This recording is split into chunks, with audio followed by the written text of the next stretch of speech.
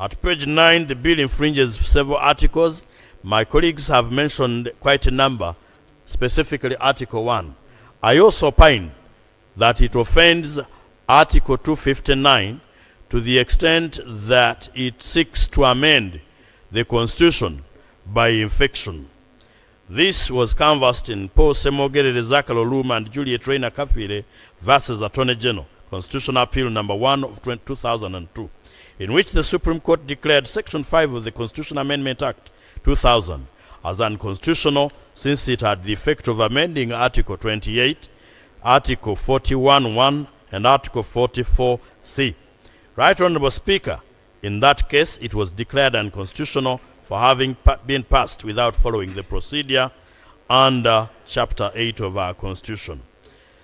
Court also discussed the effect of Section 5 of the Constitution Amendment Act, which proposed to introduce new clauses 2 and 3 of Article 97 with the intention of restricting citizens' unhampered access to information in the possession of the state. You may read for yourselves, and I'll proceed to page 12. The bill infringes on the following articles of the Constitution, making it grossly unconstitutional in form and effect. Number 1, unconstitutional deprivation of citizenship. Right Honorable Speaker, citizenship is not granted by statute. By seeking to reintroduce the foreign element against Ugandans, the bill offends Articles 9, 10, 11, 12, 13, 14, and 15 of the Constitution. Freedom of expression under attack.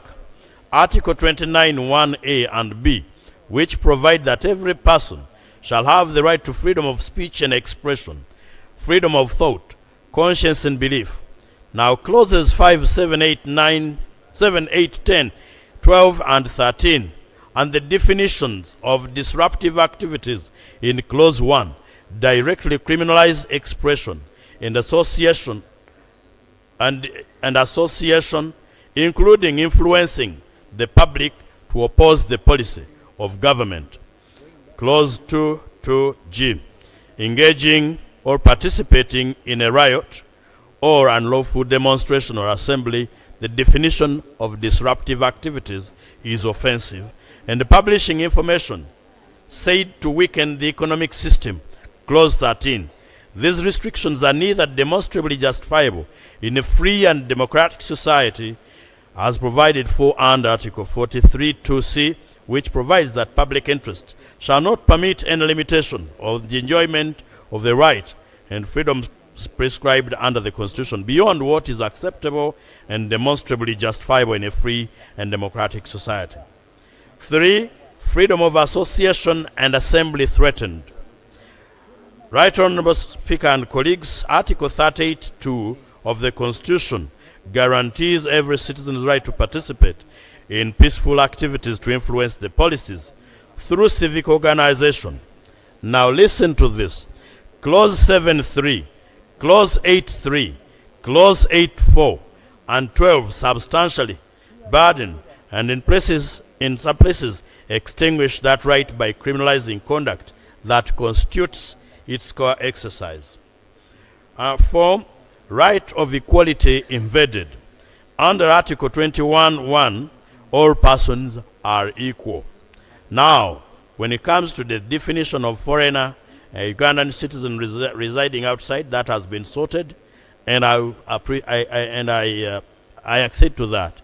Then the foreigners in their own country, and converts persons into those who deal with them. Intrusion of privacy, where the minister, the right to privacy of a person and property, and no person is subjected to unlawful search or unlawful entry into the premises. Clause 28 confers the person appointed by the minister to inspect the premises on an agent of a foreigner. Void for vagueness. I think the Honorable Betty Namboze has hinted on it, on the wide and arbitrary provision. authorities to look at are Andrew Kalamaji versus Attorney General Constitutional Petition number 5 of 2016, which struck down Section 25 of the Computer Misuse Act, Charles Onyango and another versus Attorney General Constitutional Appeal number 2. The bill departs from the legality principle under Article 28. Interests of Uganda, I think Honorable Namboze has hinted on it, they are not defined. Agent of a foreigner, clause 1, the definition is extraordinarily broad and captures any person who acts at the order, requests, under the direction and control.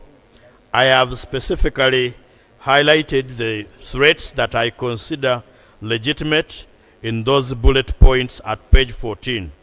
Now the foreigner clause I think has also been canvassed together with disruptive activities and economic sabotage. At page 16, Right Honorable Speaker, I have highlighted the threat against the freedom from cruel, inhuman and degrading treatment in the attendant authorities. The bill is accompanied with a defective certificate that has been canvassed by the Honorable Odul Jonathan, and I want to associate with him, but point out or be specific on the following areas. 1, that the estimates of revenue and expenditure over the period of not less than 2 years after the coming into effect of the bill, when passed, the impact of the bill on the economy are not canvassed in the certificate. The certificate simply laid down the principle of what we may achieve in broad terms without telling us what we are likely to spend on implementing and whether government is prepared to spend that money. To that extent, the certificate is incurably defective and cannot support this bill. The bill has also the potential to destabilize Uganda's balance of payments. I think reference has been made to the submissions of the Governor Bank of Uganda, and I associate in the same terms. The financial sector and de-risking the operational paralysis, the capital requirements and the funding gap, the policy framework inconsistency and the voluntary shocks have all been canvassed. And then the second last is the amendments proposed by the committee, good as they sound, are equally excessive and disregard the precedents of the House. They also disregard the procedure that ought to have been adopted as elaborated by my colleagues earlier. Finally, Right Honorable Speaker, for my reasons, this is where I'm going to refer to the letter written by my brother the President. And here nobody will ask me whether he wrote it or not, because having said he's my brother, I think I know him better than anyone. The bill was rejected by the President and majority of the stakeholders in the committee that the committee engaged with. Right Honorable Speaker, the statistics have been given. Of all the persons that appeared, I think only 3 people supported, 3 stakeholders. The Honorable Yusuf Nsibambi, the Honorable Chiriowa Chiwanuka Attorney General, I treat him as a stakeholder because he was not the mover, and the gentleman from Fort Portal, Mr. Asimwe, that has been referred to. The President himself did state that this is not the bill that he initiated in Cabinet. But it does not stop there. Even General Severino Kahindo Tafire, who was stated to be the mover of the bill, evaded the committee proceedings, yet is the one who must have received the President's instructions, only to be misconstrued with immense respect by my son, General David Muhoozi, who appeared, and not the minister. Honorable David Muhoozi is a son-in-law because he marries from him. Yes, he's my son. In Africa, we don't say that. He's my son. So, Right Honorable Speaker, The general conclusion is that the minority, and that is me now, wish to remind colleagues that Uganda is here to stay. And therefore there is no need for firefighting. The country must not be stampeded into criminalizing politics, because politics seems to be left as the only target in the name and behind the curtain of sovereignty and security. The existing laws were not enacted in vain. They must be allowed to serve their purpose. The bill as proposed is inimical to democratic tenets, constitutional commands, and injurious to good conscience, which principles we must be jealously guarded and protected with utmost tenacity by all Ugandans of goodwill. The minority therefore recommend as follows. 1. The Protection of Sovereignty Bill 2026 that was read for the first time and referred to the Joint Committee on Wednesday, 15th April 2026, be rejected in its entirety for the reasons stated above. That the government undertakes to take practical steps to protect the sovereignty of the people from direct and indirect attacks, including by those claiming to fight for us. Medard Sseggona, MB. I thank you. Thank you, Honorable Medard, for that report. The opposition, yes, motion.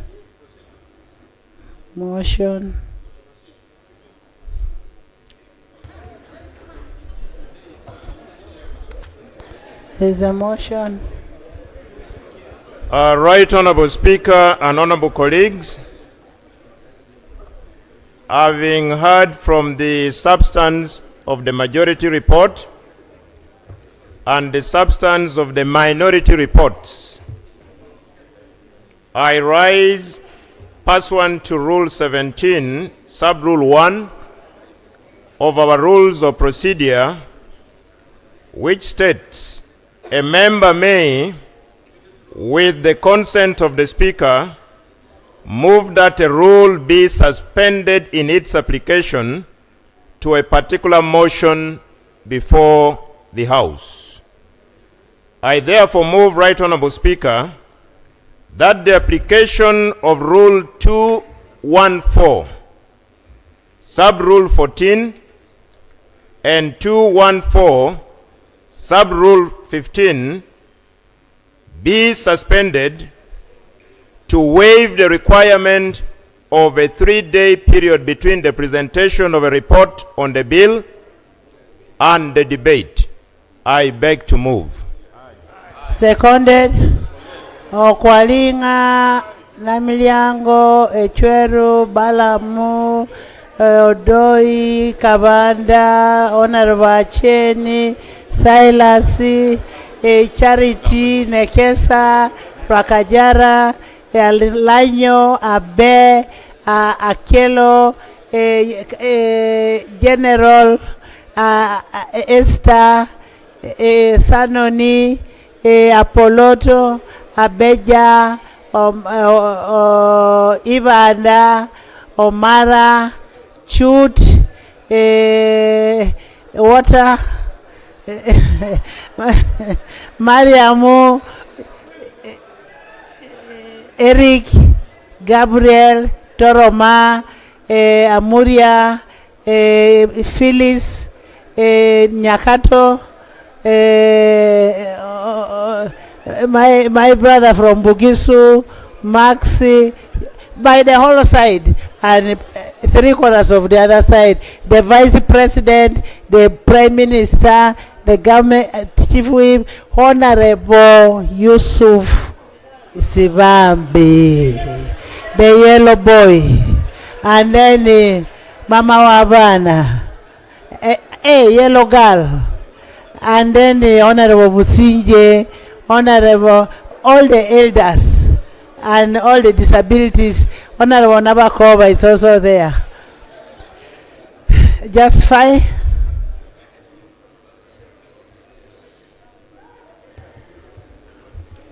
Right Honorable Speaker, the justification of my motion are basically in threefold. One is that Rule 214 and Rule 215 are not falling under the confines of rules under Rule 17, Sub-Rule 4 that are entrenched, implying literally the two rules can be suspended. Reason number 2 is that this particular report on the bill was uploaded on our parliamentary information system. Members here present have perused through the report, and I believe with the turn-up you have in the House, we are ready to proceed just like we have proceeded with the main report and the minority reports. Reason number 3 is that the members who are required to discuss and debate this report as presented are here present and gathered in big numbers. Basing on the 3 reasons, I justify that my motion for suspension of the rule, if it pleases you, do carry the day. I beg to move, Right Honorable Speaker. Thank you so much. Wilfred? Right Honorable Speaker,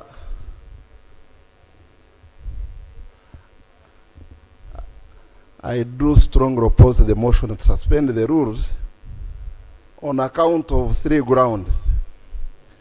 1, it is apparently clear that the speed at which this bill has been moved, majority of the members are yet to access the records, the minutes of the committee meetings, and even the reports for them to internalize and appreciate the essence of this particular bill.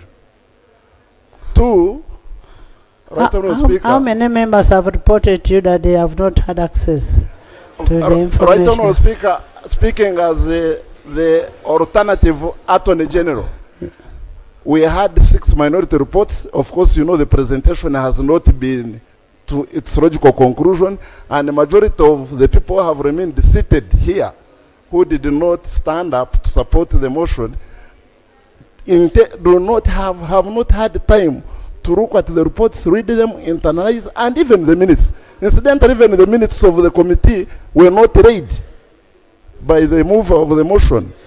They are there. So 3, most importantly, Right Honorable Speaker, this particular bill touches fundamental rights of the people of Uganda, both within and without the territorial jurisdiction of this country. So it is important that members be given time to debate the reports. Those who do not intend to debate can, yes, keep quiet, but give members opportunity to debate. So I do strongly oppose the motion to suspend the rules on debate of this particular important matter. Attorney General.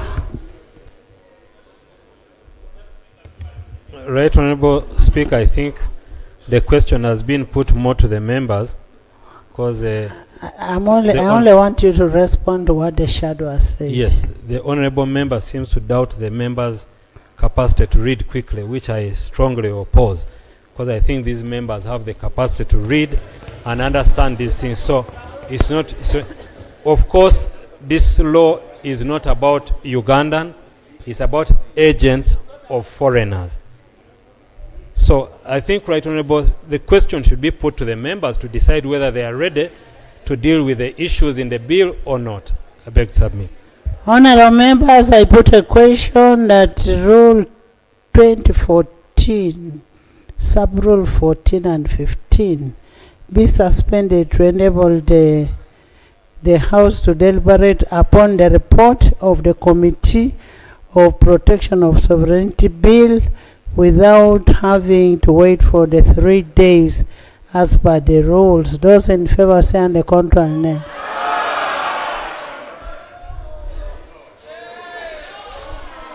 The ayes have it.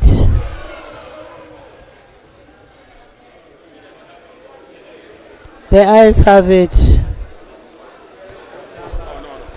Honorable members, Speaker. can you sit? Honorable Speaker, the rules allow them to stand, and I wanted to quote for you the rule. Right, Honorable Speaker. Rule 107 of our rules of procedure provides for division 1B.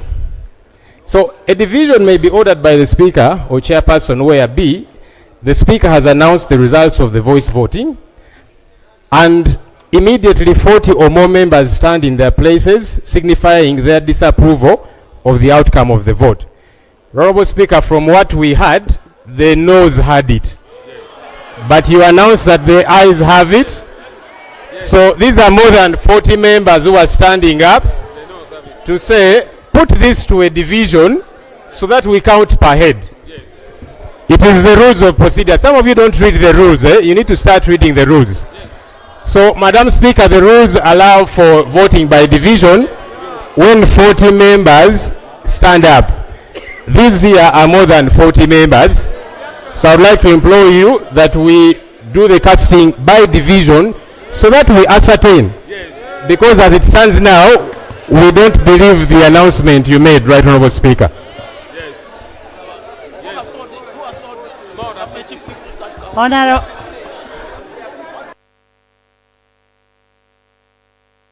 Honorable members,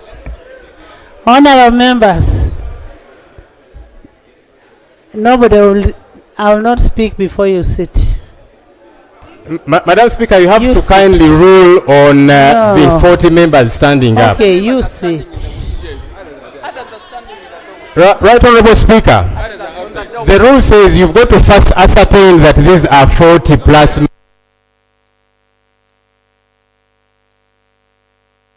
Honorable members, Zoom, we have 8 members, plus the ones we have in the house. That gives us 353 members. So we have the quorum. Clause 1. Clause 1 is interpretation. We could come back to the interpretation after. Clause 2. Madam Chair. Right Honorable Chair. That chair, not you.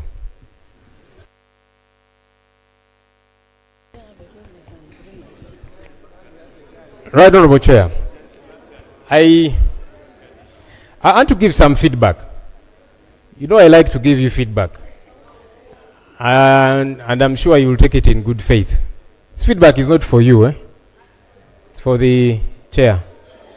So you need to calm down. As I see there's a lot of excitement.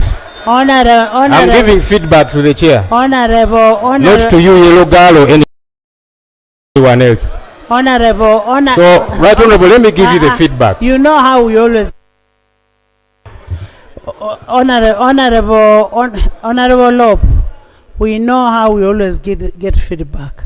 Me and you, we shall discuss. For now, Right Honorable Chair. For now, I am working for the whole house. So allow me to raise my procedural matter, right?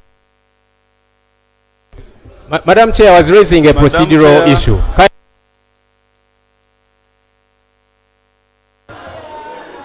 Madam Chair, the committee proposes to Madam Chair, you allowed my procedural issue. Madam Chair, you allowed my point of procedure. Can I look at clause 2 first, then I'll give you space. Madam Chair, the committee It's about clause 2 also. No, let him first. Madam Chair, please listen to the point of procedure and then rule. It is you going to rule. The point of procedure is even about the clause he wants to embark on. You wait, and he gives us his.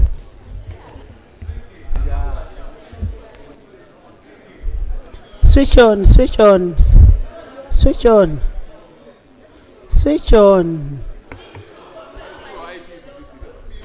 Thank you, Madam Chair. That wasn't too hard. You see, Madam Chair, and this is the procedural matter that I want to raise. I have said here severally that the majority can have their way, but the minority must have their say. It's very important. Madam Chair, Rule 214, 215, Sub-Rule 2. This is about dissent from decision of the majority. The member of the committee dissenting from a decision of the majority shall be given time to present the statement of reasons referred to. Honorable Chair, we were here battling literally for space. Honorable Dur hardly read his report. I think he had read a quarter way. A number of the others, you were saying 2 minutes.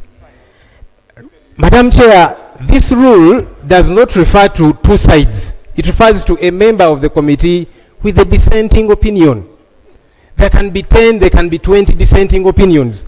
Each of those members is accorded space in these rules. Madam Chair. Yes. And so I'm asking procedurally, Madam Chair.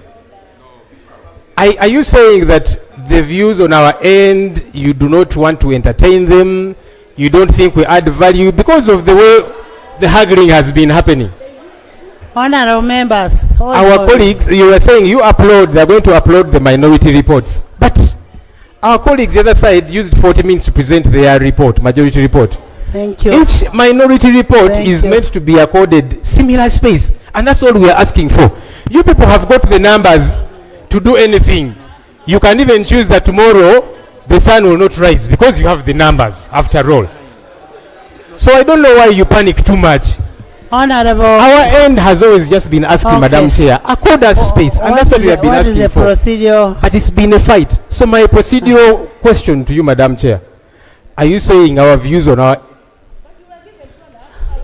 No. Are you saying, Madam Chair, that the views on our end are irrelevant? They don't add any value? We want to know because of the way we are being treated. Okay. In the committee, you've heard the testimonies of our colleagues, Madam Chair. Can I They respond? told you they were not being... Let me finish in a minute, Madam Chair. You had our colleagues on the committee. Even in the committee, they were struggling to get space there. We thought that when we come here, our leader, who is the leader for all of us, you will be able to accord space to all of us. Because, Madam Chair, when you sit in that chair, you become a referee. You're not even supposed to descend into the arena to participate in debate. And we feel like you're not protecting us, Madam Chair, to air out our views. Are we irrelevant to you and to this House, Madam Chair? I would want to know. Honorable members. Honorable members. Honorable Ssenyonyi is a very good friend of mine. And Honorable Ssenyonyi, I don't want and I don't love people who play double standards. When you came and told me thank you for giving my members time, as I asked, he thanked me. He thanked me for giving his members time. That's number one. Number two, I want you to listen to this. Number two, you know me, you don't whisper to me because I call a spade a spade. Number two, a member of the committee dissenting from the decision of the majority shall be given time. Time is not specified. I gave Honorable Nwagaba less than 5 minutes. He finished. He presented. Honorable Gilbert, he presented. No. I am the one speaking. I am the one speaking. I gave, Gilbert did not complain, everybody. And this time, we are past there. We are at committee stage. Can we go to committee stage?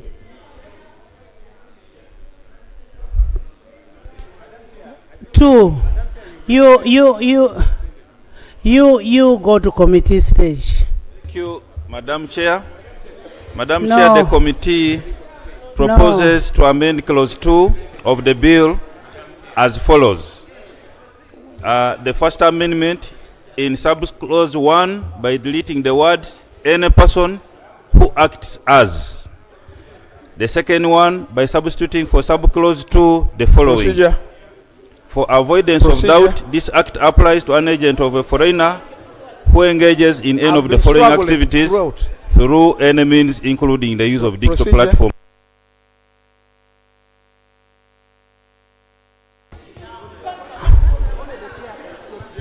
I will give you after. Engage in political activities in Uganda to further the interests of a I'll foreigner. give you when it reaches B. that Solicit, clause. collect, disperse, or dispense contributions, loans, money, or other things of value for the purpose of financing or sponsoring political activities to further the interests of a foreigner. C. Represent the interest of a foreigner before any agency or official of government of Uganda for the purpose Madam of Chair. engaging in political Procedure. activities in Uganda. D. Recruit, contract, engage, enter